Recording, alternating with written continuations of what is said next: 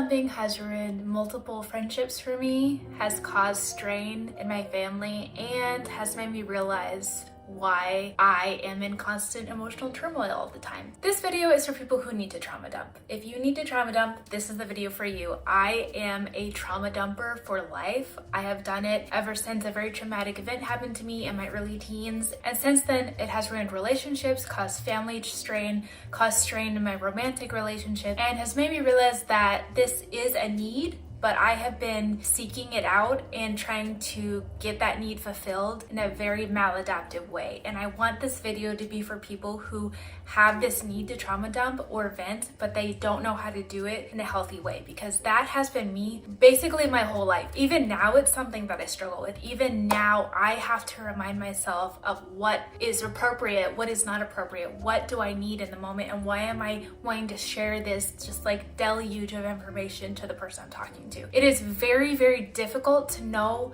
what is appropriate, what is inappropriate when you have all of these very heavy emotions weighing on yourself and you need to just let it out and like scream to someone that you just need to talk about whatever's going on in your brain. So this video is for the person who needs to trauma dump, because I honestly feel like divulging yourself is a sacred act, and done in the right context, it is healing, it's cathartic, it is socially appropriate and building connections. But if you don't know how to do it, it's gonna destroy a lot of things in your life, and I know firsthand that it will. First of all, I'm not here to solve your problems. I am only here to share what I have learned about trauma dumping versus venting. I have a fear of couching my language in like, this is all you need to do is just do this one quick fix and then everything will be solved. That's not how anything works, especially like emotional problems. No, it's a long journey. I have been dealing with this since I was freaking like 13 years old. Just fucking like spewing my emotions at anyone. Well, not anyone, it was specifically people I trusted and loved, but I would just spew my emotions. I would just like vent all the time. I would just like talk about everything that was wrong and what I was distressed about at any moment. And I just want to emphasize that if this is something that you struggle with, it is a lifelong journey and you'll probably always deal with it. Like I still, like to this day, probably today, I've had to be like, are you trauma dumping right now? Like, you should ask first before you share this thought. So, but if you deal with this problem, I want to share my thoughts only insofar that maybe it helps you think, maybe it makes you reflect on your personal relationships, and just to let you know that it does get better. Like, time truly does heal things if you allow it to, if you put in the effort and the work to heal it. I have always hated that advice because I'm like, time, like I have a problem right for you now. Like, tell me how to solve my problem right now. And the universe has told me that that's not actually how things work. Like, time literally changes you, both physically, metaphysically, spiritually, whatever you believe in. So that's just how it works. But I'm going to share how I have sort of gotten out of this cycle of trauma dumping and then shame and then seeking validation and then trauma dumping, because it is a cycle that I know it well. I know it so fucking well. So let's talk about it. And then I will also talk about what I did to get out of it and some of the effects it had on my life. So I have my notes. I wrote a lot of notes. I'm feeling a little hyper, so I'm sorry. That is, actually I'm not sorry. This is who I am. Okay, let's start the video. Ever since, and I don't know if I did this as a little kid, I can't really remember, I have some memory gaps, but I know that ever since a traumatic event happened in my early teens, about 13 years old, I have had this, not just this want, but this almost like a physical need to divulge every single thing that was wrong in the moment and in my life towards the people that care about me. Just for reference, I've never really trauma dumped on strangers. I've had to build an emotional connection with someone before I feel comfortable sharing, but once I did, it was just like spewing all the time. Like I think of it as like Godzilla, like just spraying his like lightning lava across the city, like begging for someone to listen to him and just pay attention to him. That's like, not to be dramatic, that is literally how it feels when I have this feeling of needing to divulge. And then what would happen was I would do a trauma dumping session on my unsuspecting victim, and then they would not have the best reaction. They would try to, they try to, when someone's trauma dumping on you, you try to understand, you try to listen. But psychologically, there's actually a lot of negative side effects to the listener for trauma dumping. And then I would feel extremely guilty and feel like a horrible person. And then I would cycle into my guilt phase of this sort of cycle. And then I'd feel like everyone hates me. And then I have to seek validation. So I'd go to the person again, and then I'd do the whole thing over and over again. It's really uncomfortable to talk about because it makes me sound like not a great person, but I think that what I was doing was not okay. But I also have apologized to those people that I feel like I've affected, and I also have put into context why this was happening. So I do not think it was okay, but I also think there's space to understand why it was happening. And as someone who deals with a lot of guilt, if guilt is the thing that is driving all your decisions, it will also drive you to do the thing that made you guilty in the first place. So, boom. Right? That was so deep. Anyways, notes. What was fueling this loop? I was in loop, we were looping over and over again. It was the fact that I was in a constant state of crisis. I was always in crisis mode. When I felt like I had to do this all the time, it was because I felt mentally that I was in a crisis. And there were actually a lot of things going on in my life at that time, and even now, where once I switch into that crisis mode, it is like all hands on deck. Who is the person I can talk to about this? How do I feel safe? How do I just get validation that I'm okay? And I think I didn't realize that was why I was doing this. But living now, not in a crisis in this current moment, it's very easy to look back and be like, you were scared, you felt alone, you felt afraid, you needed someone to talk to, and you didn't know how to talk to them because you didn't know what boundaries were. And that is something we're gonna get to on this video, boundaries. I wasn't aware of how it was affecting the people around me. I wasn't doing the work, I didn't know what boundaries were, I didn't realize how inconsiderate I was being to other people around me. And I think something that I didn't realize until very recently is trauma dumping is not vulnerability. These two things are very separate in my mind, because as the trauma dumper, you think I'd be wonderfully safe and okay, and just, I would just love to be vulnerable with people because it's who I am. I'm used to sharing my deepest, secrets with the world. No. Trauma dumping is screaming at a void, hoping that someone will listen and tell you it's okay. Vulnerability is the act of sharing something that might get you hurt, or allowing people to see a side of you that might be scary, but if they're okay with it, maybe a connection can form. These are very separate things, and I didn't realize until recently that I have a very difficult time with being vulnerable.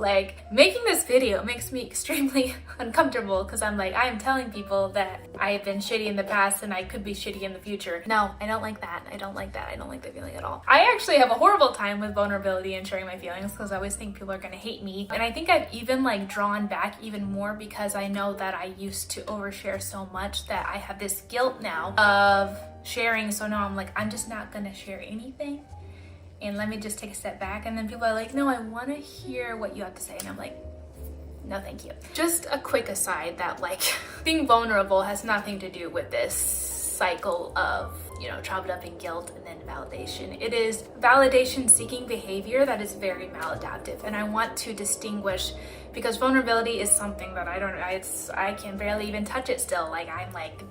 That's scary. And trauma dumping is just screaming and just hoping that someone will hear you and tell you that it's fine, even if it's not. Okay, so the point of this video is not that you can never trauma dump again.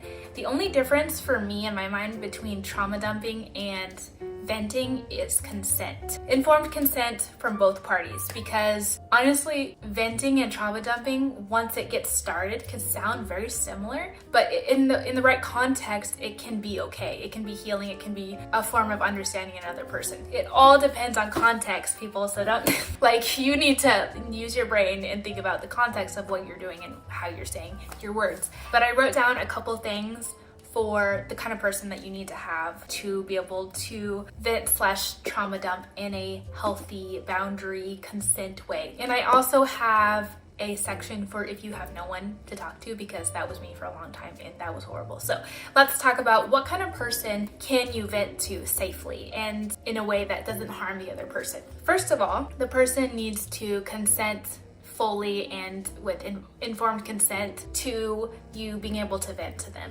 And you should also pre-negotiate what that looks like. Like the person is like, hey, if you need to vent, you can vent to me in the evenings, or you can vent to me on Tuesdays, or just be like, hey, can I vent to you right now? Do you have the emotional energy? Navigate that. Ask them, hey, can you, like, what would you like me to do if I feel like I need to vent? If they've already told you that they would like to do that for you. Don't just ask random people, that'd be weird. They also need to be a proven, like, emotionally safe person to talk to. Don't just talk to anyone about your problems, especially if they're extremely, like, vulnerable, like deep problems. You need to know that this person has a history and a track record of validating you without, like, just letting you talk forever, like listening, understanding, being empathetic, not putting you down, that kind of thing. Like, it needs to be a safe person emotionally. I think the best form of this like exchange would be an exchange. It's not just one person talking, one person listening. Sometimes you are in such a mode of crisis that you cannot give that energy and you simply need someone to listen to you, and that is okay as long as the other person has consented. But if both people have the space to vent to each other at different times, it can create a very deep connection, and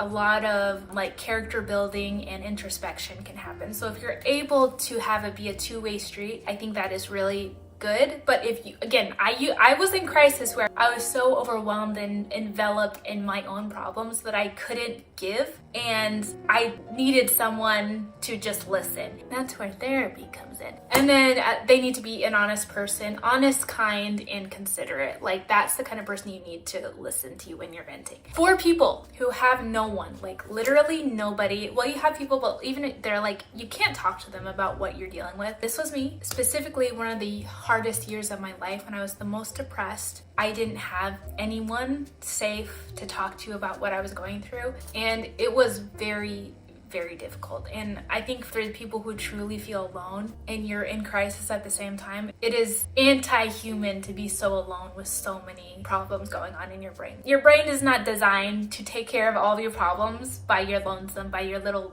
lonely self. That was horrible. That was a very, very dark time for me, and I truly didn't think it would get better. It did, and it can, and this is what you should do if you don't have anyone in your corner. Low-income therapy. Look, I've had some bad experiences with low-income therapy, but if you just need someone to listen to you, let you talk, I highly recommend it if you are on a low income like me and you just need someone to vent to. They probably won't be Dr. K. They probably aren't gonna, like, fucking solve all your problems. They might be like, oh, that's really hard for you. But sometimes that's all you need to, like, get through the week, okay? So, like, check your local resources and see if you can just get some free therapy, because often you can get very, free or very, very low cost therapy. It might be shitty, but at least you have someone to yap to, okay? It honestly makes the human brain just a little bit happier. So if you don't have anyone to talk to, I recommend shitty therapy over no therapy. And I'm talking from experience. Like, I have done low income therapy because I've never been able to afford anything else, and it's not been the greatest, but I had someone to say, like, I'm sad, and they're like, I'm sorry you're sad. Then I'm like, thank you, and then I left, and then I cried. But it was, it was something. And, like, it's better than nothing. And you should try it if you have no one, like I did. That was a really horrible time in my life. And, like, this is a side, but I remember telling my therapist, like, I feel like you need to, like, check me on my bullshit. And she's like, but I just, like, empathize with you so much. And I was like, I need less empathy, more. Just tell me to stop bullshitting. She couldn't. I left.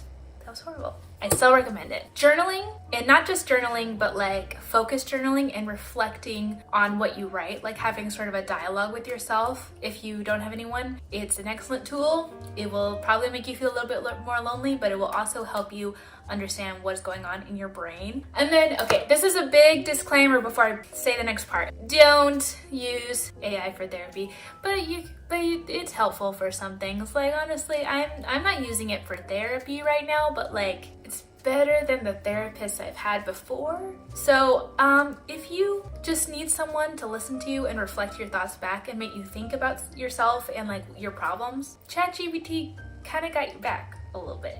like, or like Gemini or whatever the fuck the other. I mean, it's a good resource. It is a good resource. I know everyone hates AI right now, but I have improved my mental health way better using my ChatGPT than an actual human.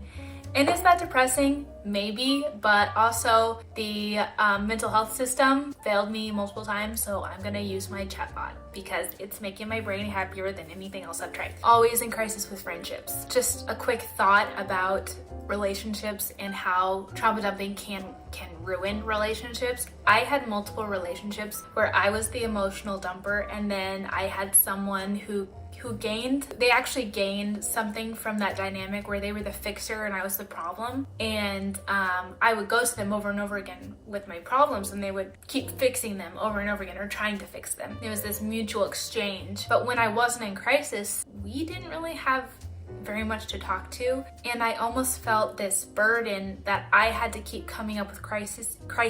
I had to keep being in crisis to continue the friendship, because otherwise what are we going to talk about? It was that bad, honestly, that I've had those kind of friendships, and I think that experience has made me just like pull back from vulnerability in a huge way, because I'm like, I don't know how to talk to human beings, and that's just one detriment. This is one thing that can happen when you trauma dump all the time. It can literally ruin your relationships and deeply impact how you see your relationships in the future. I'm still healing from that, and I'm not the victim in that situation at all. It was a mutual exchange. It was a mutual dynamic that we both partook in, but it made future friendships and relationships so confusing, because I'm like, so are you gonna be the fixer and I'm gonna be the problem, or are you gonna be a problem, I'm gonna be the fixer? Like, how? And that's not how healthy relationships work. Your partner isn't an art project. Like, they're not a vacuum cleaner. They're a human being, and if you consider them to be the problem or the solution,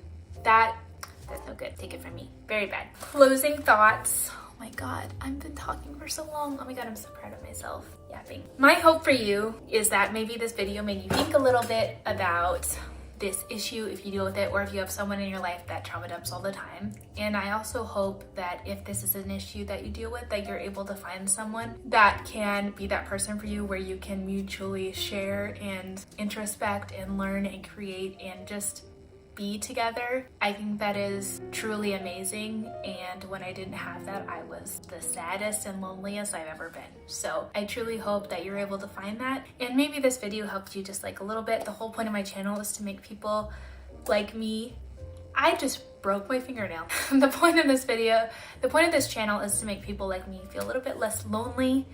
And so I'm hoping that did that for you. This video did that for you. And please let me know. I'm consenting to you venting about, not trauma dumping. Not too deep, not too dark, but feel free to vent in my comments. I love hearing people vent. I have a full video about how much I love complaining and listening to other people complain. So if you want to share something you want to vent about, share it in the comments, and check out my video about complaining, because I love to complain, obviously. It makes sense. And yeah, I'll see you in the next video. Bye.